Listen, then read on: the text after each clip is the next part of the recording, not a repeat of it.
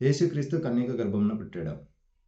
ఈ ప్రవచనం గురించి మత్తయి సువార్త 1:22 ఉంటుంది. సో ఆయన ఏం చేస్తాడంటే యెషయా గ్రంథం 7:14 ఉన్న వచనాన్ని తీసేసుకొని ఇక్కడ రాసి, ఇదిగో ఆ ప్రవచనం ఇక్కడ నెరవేరింది, ఈయనే యేసుక్రీస్తు, ఈయన కోసమే అది రాయబడింది అని చెప్పేసి ఆయన చెప్తాడు. మీరు ఫస్ట్ మత్తయి సువార్త 1:22 చదవండి. ఆ ప్రవచనం ఏదైతే రాశాడో అది యెషయా గ్రంథం 7:14 ఉంది. సో మనం అది కూడా చూద్దాం. దాంట్లో ఏముంటుందంటే, కన్యక గర్భవతి అయి కుమారుని కని అతనికి ఇమ్మానుయేల్ అని పేరు పెట్టును అని చెప్పేసి యెషయా గ్రంథం 7:14 ఉంటుంది. సో ఇది యేసయ్యకు సంబంధించిన ప్రవచనమా కాదా, దీన్ని మనం కాల్కులేట్ చేసుకున్నాం. ఫస్ట్ ఆఫ్ ఆల్ కన్యక అనే వర్డ్ ఇక్కడ లేదండి హీబ్రూలో. కొన్ని ఇంగ్లీష్ ట్రాన్స్లేషన్స్లో కూడా యంగ్ ఉమెన్ అని ఉంటుంది, యంగ్ ఉమెన్, యంగ్ గర్ల్ అలా ఉంటుంది అనమాట. కానీ దాన్ని కన్యకగా మత్తయి ట్రాన్స్లేట్ చేసేసాడు. హీబ్రూ యాక్చువల్లీ వర్డ్ ఏంటంటే అక్కడ రాయబడిన 7:14 మీరు కావాలంటే చెక్ చేసుకోండి, ఆల్మా అని ఉంటుంది అనమాట.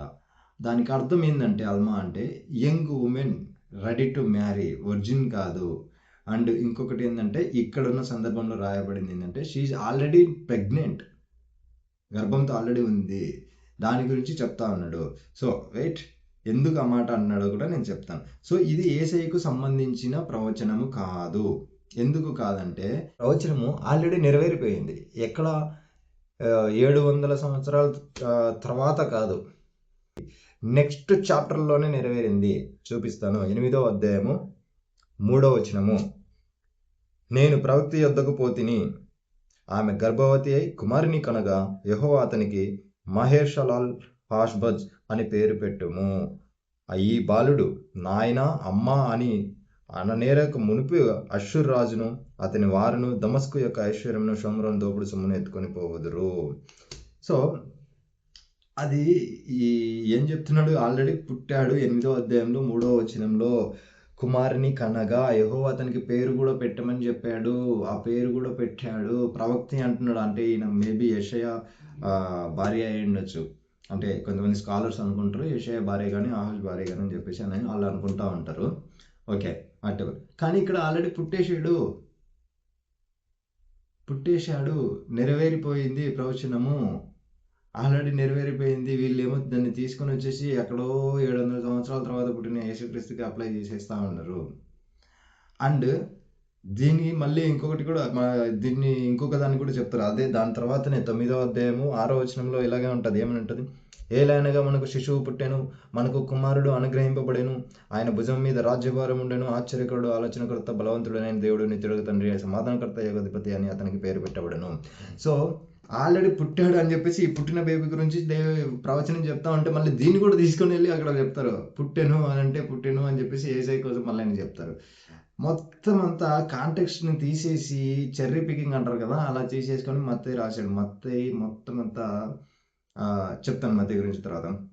సో ఈ యొక్క బాలుడు ఏమని ఉంటుందంటే, మాటలు రాకముందే, అమ్మ నాన్న అని పిలవక ముందే రాజ్యాలని 2 రాజ్యాలు మీకు అప్పగించేస్తానని చెప్పేసి అన్నాడు. ఆల్రెడీ అది జరిగిపోయింది. మరి యేసయ్యకి దీనికి ఎక్కడ లింక్ అండి? మీరు చదవండి, 7వ అధ్యాయం స్టార్టింగ్ నుంచి చదవండి, అండ్ 9వ అధ్యాయం 10 వచనం వరకు మొత్తం చదవండి, 10 వరకు చదవండి, చదువుకోండి. మళ్ళీ ఏం కాదు, ఏం ప్రాబ్లం. ఈ కాంటెక్స్ట్ వచనాలు దీనికి సెట్ అవ్వో మీరే చూసుకోండి. అండ్ నెక్స్ట్ 27-9 వచనంలో, విలువ కట్టబడిన వాణిని అనగా ఇశ్రాయేలీలో కొందరు విలువ కట్టిన వాని క్రయధనము 30 వెండి నాణములు తీసుకుని, ప్రభువు నాకు నియమించిన ప్రకారము వాటిని కుమ్మరవాని పొలమునకిచ్చిరి అని ప్రవక్త అయిన ఇర్మియా ద్వారా చెప్పబడిన మాట నెరవేరెను. ఏ ప్రవక్త ద్వారా చెప్పిన మాట నెరవేరింది? దీని బిహైండ్ స్టోరీ తెలుసు కదా మీకు. ఏముంటుంది, యూదా ఏం చేస్తాడంటే యేసయ్యని 30 వెండి నాణాలకి అప్పగిస్తాడు.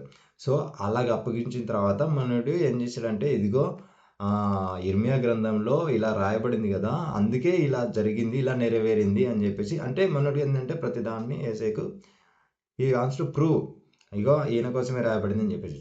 ద కామెడీ ఏంటంటే ఇక్కడ ఇర్మియా గ్రంథంలో అసలు ఆ వచనమే లేదు. మీరు ఇర్మియా గ్రంథం మొత్తం చదువుకోండి, చెప్పిన ఆ ప్రవచనమే లేదు ఇర్మియా గ్రంథంలో. కానీ ఇది ఎక్కడ ఉందంటే జకరియా గ్రంథము 11వ అధ్యాయము 12వ వచనం, అది కూడా చదువుతానండి. ఎంత మిస్ఇంటర్ప్రిటేషన్ చేస్తాడంటే మనడు మత్తయి మొత్తం ఇష్టం వచ్చినట్టు రాజు తీసుకుని ఇష్టం వచ్చినట్టు చెప్తా ఉంటాడు అనమాట. జకరియా 11వ అధ్యాయం 12వ వచనం మనం చూస్తే, మీకు అనుకూలమైన ఎడల నాకు కూలి ఇడి, లేని ఎడల మానివేయడని నేను వారితో అనగా వారు నా కూలికై 30 తులముల వెండి తూచి ఇచ్చిరి. సో కుమ్మరివారిని కూడా నెక్స్ట్ వచనం కూడా చదువుతాను ఒకేసారి, తర్వాత ఎక్స్ప్లెనేషన్ ఇస్తాం. యెహోవా ఎంతో అబ్బురముగా వారు నాకు ఏర్పరిచిన క్రయధనమును కుమ్మరికి పారవేయమని నాకు ఆజ్ఞయిక, నేను ఆ 30 తులముల వెండిని తీసుకొని యెహోవా మందిరంలో కుమ్మరికి పారవేసి తిని. ఓకే, సో ఇక్కడ ఎంత ఫస్ట్ ఆఫ్ ఆల్ ఈయనకి ఒక జాబ్ ఇస్తాడు, గొర్రెలు గాయమని. ఆయన ఏం చేస్తాడంటే చేయడు. ఆ తర్వాత ఏం చేస్తాడంటే, నీకు ఇష్టం ఉంటే ఇయ్యి, లేకుంటే లేదు అంటే కన్నా వాళ్ళు ఏం చేస్తారంటే సర్లే అని చెప్పేసి 30 వెండి తూచేసి జకర్యాకి ఇచ్చేస్తారు. ఇచ్చేసిన తర్వాత యెహోవా ఏమంటాడు, యెహోవా చెప్తాడు నువ్వు దాన్ని తీసుకుని వెళ్ళి పారేసేయ్ అని చెప్పేసి, టెంపుల్లో ఇచ్చేసేయ్ అని చెప్తే మనోడు ఇచ్చేస్తాడు అనమాట. ఈయన దేవుని ప్రవక్త. జీసస్ని అప్పగించిన యూదేమో మోసగాడు అని చెప్పేసి మీరు ఫస్ట్ నుంచి పోర్ట్రేట్ చేసుకుంటూ వచ్చారు. సో ఒక ప్రవక్తకి, ఒక దొంగకి, మోసగానికి ఎలా నువ్వు కంపారిజన్ చేసి చెప్తా ఉన్నావు అంటే, ఇక్కడ దేవుడు చెప్పాడు అతనికి పారవేయమని. అలా అంటే మరి యూదాకు కూడా దేవుడు చెప్పాడా పారవేయమని చెప్పేసి? పిచ్చి కంపారిజన్ చేసేస్తూ ఉంటాడు. చెప్తున్నా కదండి, మత్తయి యొక్క ప్రవచనాలన్నీ కూడా 25 ప్రవచనాలు ఏమో ఉంటాయి ఓల్డ్ టెస్ట్మెంట్లోకి తీసి పెట్టేసినవి. ఒక్కటి కూడా సెట్ కాదు. అంత ఏంటంటే చెర్రీ పికింగ్ లాగా, కాంటెక్స్ట్ లేదు, ఏం లేదు. ఆ వచనంలో తీసేసుకొని అక్కడ పెట్టేసేసి ఇదిగో చేసే. ఎందుకు ఇలా చేస్తున్నాడంటే, మత్తయి బ్యాక్గ్రౌండ్ చూసుకుంటే మనోడు యూదుడు. సో ఆయన ఏంటంటే యూదులకి మెస్సియాగా రాజు వస్తున్నాడని చెప్పిన ప్రవచనాలు వాళ్ళకైతే ఏదైతే చెప్పినాయో దానిలన్నిటిని తీసుకొని చూపించి యేసయ్యనే మీ రాజు అని చెప్పి, మన రాజు, యూదుల రాజు అని నిరూపించడానికి చేసే ప్రయత్నంలో చాలా ప్రయత్నం చేసి పాపం విఫలం అయిపోయాడు. ఒక్క ప్రవచనం కూడా సెట్ అవ్వలేదు. ఒక ప్రవచనం సెట్ అవుతుంది, గాడిద మీద వచ్చేది అనమాట. అది కూడా సెట్ కాదులే, ఓకే వచ్చింది మాత్రమే ఉంటుంది, కానీ అక్కడ ఉన్న ప్రవచనం వేరే.